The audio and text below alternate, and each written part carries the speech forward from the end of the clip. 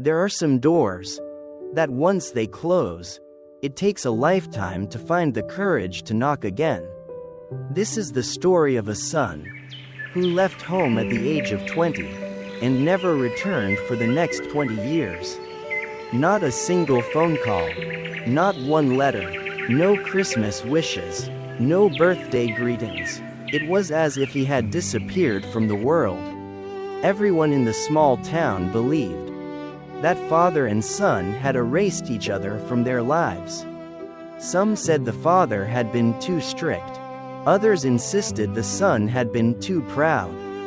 But the truth was known by only two people, and for 20 long years, neither of them ever spoke about it. At the end of Maple Street stood a small wooden house that had seen better days. The old porch swing still moved gently whenever the wind blew. Inside that quiet house lived William Carter, 78 years old, completely alone. Every morning he brewed 2 cups of coffee. One sat in front of him. The other rested on the empty chair across the table. No one understood why. The neighbors simply whispered, "He still hasn't stopped waiting for his son." William never answered. He simply stared through the front window, watching the empty road, as though expecting a car that would never arrive. But then, on a cold autumn afternoon, a yellow taxi slowly pulled up in front of the old gate. A man in his early 40s stepped out, a worn brown coat, an old leather suitcase, eyes filled with exhaustion and quiet fear. He stood silently before the wooden gate. His hands trembled. Again and again he reached forward, only to step back. Taking a deep breath, he slowly pushed the gate open. The old hinges creaked, like a sound that had been asleep for 20 years. Every step felt heavier than the last. His eyes drifted toward the old porch swing, still standing exactly where it had always been. As a child, his father used to push him higher and higher. His mother would laugh from the porch and call them inside for dinner. But now, she was gone. At her funeral, one chair had remained empty, waiting for the son who never came. William never blamed him. Whenever people asked, he simply smiled and said, "Maybe he's busy." The man stopped at the front steps. He wasn't afraid of being rejected. He was afraid that no one would be there to answer the door. Just then, the door slowly opened. William stood there, his hair white, his shoulders bent with age, yet he recognized his son in a single heartbeat.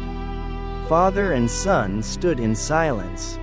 Finally William whispered, "So, you came home." The son lowered his head, unable to speak. William began reading the letter. "Dad, by the time you read this, I'll probably be gone. I'm leaving. Not because I don't love this family, but because I overheard the doctor say Mom needs an operation we can't afford. I can't let you sell this house. I'll take any job I can find, if it means saving Mom. I'll send money home. When I've saved enough, I'll come back. Please tell Mom that I love her more than anything in this world." The son spoke through tears. "I sent money every month, but I always used anonymous transfers." William suddenly remembered the mysterious payments that had arrived for years. He had always believed they came from a charity. The son lowered his head. "I waited for just one letter, but it never came." William whispered, "I never received it, not once." William began reading the letter. "Dad, by the time you read this, I'll probably be gone. I'm leaving. Not because I don't love this family, but because I overheard the doctor say Mom needs an operation we can't afford. I can't let you sell this house. I'll take any job I can find, if it means saving Mom. I'll send money home. When I've saved enough, I'll come back. Please tell Mom that I love her more than anything in this world. The son spoke through tears. I sent money, every month, but I always used anonymous transfers. William suddenly remembered the mysterious payments that had arrived for years. He had always believed they came from a charity. The son lowered his head. I waited for just one letter, but it never came. William whispered, I never received it, not once. They finally understood. The thing that had stolen 20 years from their family wasn't hatred, it was one letter that never reached its destination. William wrapped his son in a long embrace. For the first time in 20 years, father and son cried in each other's arms, with nothing left to hide. That evening, the 2 cups of coffee were no longer separated by an empty chair. Some years can never be recovered, but as long as love remains, it is never too late to come home.